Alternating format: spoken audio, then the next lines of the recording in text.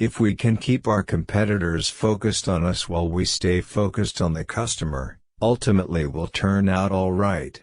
If you're not stubborn, you'll give up on experiments too soon. And if you're not flexible, you'll pound your head against the wall and you won't see a different solution to a problem you're trying to solve. I wanted a woman who could get me out of a third world prison. Life's too short to hang out with people who aren't resourceful. Invention is by its very nature disruptive.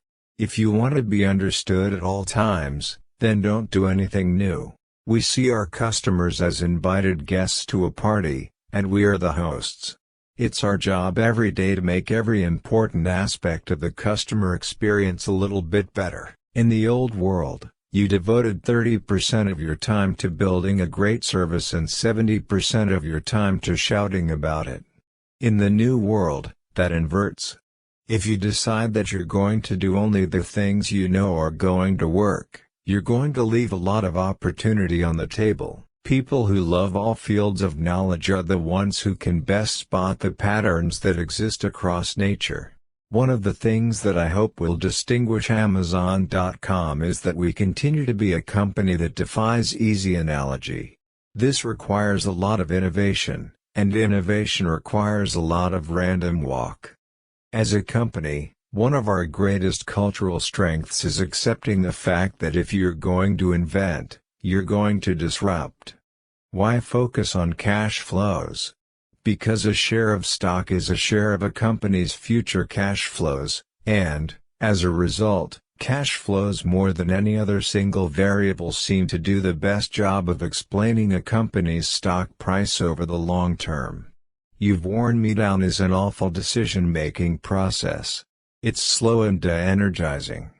Go for quick escalation instead, it's better. Until July, Amazon.com had been primarily built on two pillars of customer experience, selection and convenience. In July, as I already discussed, we added a third customer experience pillar, relentlessly lowering prices. Our success at Amazon is a function of how many experiments we do per year, per month, per week, per day.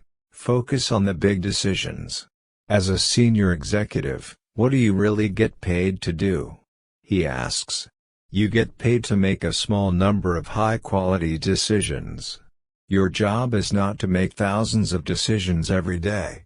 Most big technology companies are competitor-focused. They see what others are doing, and then work to fast follow.